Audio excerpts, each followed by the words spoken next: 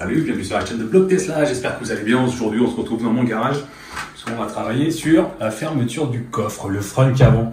Si comme moi vous détestez le fermer en appuyant avec le coffre, vous voyez qu'il est un peu souple, Tesla dit bien de le faire avec les deux paumes.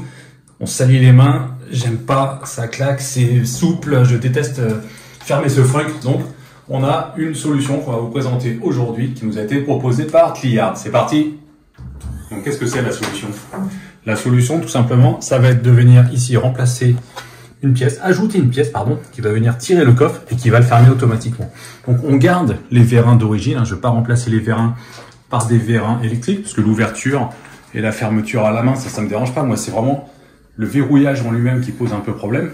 Donc le produit, comme je vous le disais, nous a été envoyé par Cliard, m'a été envoyé gratuitement pour que je puisse vous le présenter, pour être complètement transparent. Cliard nous propose sur tout son site, avec le code de réduction Blog Tesla FR, une belle promo pour ce produit et puis sur tout le reste des accessoires. Avant de commencer, je voulais vous préciser que cette fermeture automatique du frunk est compatible avec la Model 3, avec la Model Y et aussi avec les nouvelles Model 3 2023-2024, la version Highland, la version améliorée. Donc, la première partie, c'est enlevé ici au niveau du lave-glace, simplement d'éclipser ça. Vous avez vu, c'est pas dur. Il y a quelques clips à l'arrière qui viennent très facilement. Donc c'est du 10. Voilà, vous prenez une douille de 10 ou une clé à pipe de 10 et vous dévissez tout simplement.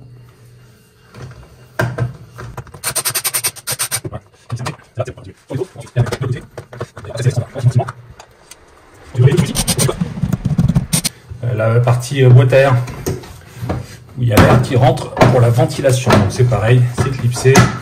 Il y a juste ça à enlever. Vous glissez vos doigts en dessous. On enlève ça. On débranche ici la petite prise. On va trouver comment elle s'en va. Voilà, il y a juste à tirer dessus. Et on enlève de la même manière les deux vis qui sont ici.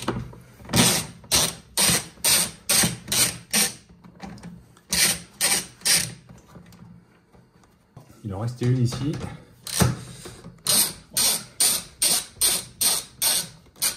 Et ensuite, il faut déclipser l'ensemble du bac. Commençons par le haut ici. Vous allez voir que c'est pareil, ça vient très facilement. On peut clipser tout autour. Je tire à peine dessus. C'est vraiment facile à enlever. Un peu encombrant, un peu gros, mais ça s'enlève facilement. Voilà. Et là, vous découvrez du coup les entrailles de votre voiture. Donc le principe, on va venir travailler ici. On va rajouter un système de moteur sur cette fixation de la serrure d'origine. Et puis on va connecter juste deux câbles sur la batterie pour alimenter l'ensemble du système. Ensuite on défait ici les vis. Voilà, c'est défait. Donc on a ici notre serrure d'origine avec le moteur qui est là, qui vient quand on ouvre, quand on déverrouille le capot, qui vient tirer sur cette petite languette, sur ce ressort. Nous, on va simplement venir intercaler, ajouter cette nouvelle pièce avec son moteur qui est ici, situé au bout et qu'on va fixer après et qu'on va raccorder. Donc la première chose à faire, ça va être de déverrouiller ce ressort parce qu'il est en tension, il est un peu dur, il va nous gêner pour mettre la pièce qu'on doit installer. Donc, il suffit de le pousser. Il suffit, c'est pas si facile que ça. Il faut le pousser et le sortir. Voilà, c'est fait, comme ça, ça a libéré ici. Et on vient passer en dessous cette pièce là, le petit anneau là. Ok, vous avez vu le principe, vous avez compris comment ça marche. Ça c'est tout bon. Je vais le remettre en dessous comme il était d'origine. Et puis on va remettre notre ressort. Voilà. Il est remis en place, c'est bon. Donc ensuite, dernière partie, on a l'installation électrique à faire, donc c'est pas très compliqué. Il y a ce petit câble qui va venir tout simplement ici se brancher sur ce qu'on vient, sur le moteur qu'on vient d'installer, hein. Avec ce câble-là, je le mettrai tout à l'heure. Le plus, je vais le brancher sur ça, donc surtout faites gaffe de rien toucher d'autre en même temps avec l'outil. Donc on desserre, on vient glisser la cosse plus avec le fil rouge et on resserre, c'est tout. Pas plus compliqué que ça. Faire passer proprement vers l'arrière. Voilà, ça c'est bon. pour le plus. Donc le moins, soit on le met ailleurs, soit on peut le mettre directement sur la batterie. J'essaie de le mettre direct sur la batterie. C'est desserré, on passe la cosse. Et on resserre. Ce qui est cool, donc après faites bien passer les câbles, protégez-les. C'est protégé avec un fusible d'origine. Donc si on suit les câbles, on arrive à notre petit boîtier. Donc tout ça, il faudra le cacher, l'attacher. Il y a des colliers de serrage qui sont livrés avec.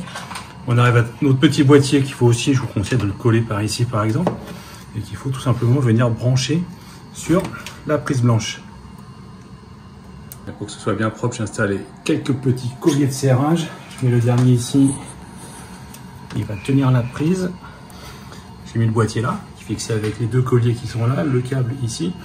Il remonte derrière. Là, et il va sur la batterie. Donc voilà, l'installation est terminée. Il ne nous reste plus qu'à remonter l'ensemble du bac qui vient ici.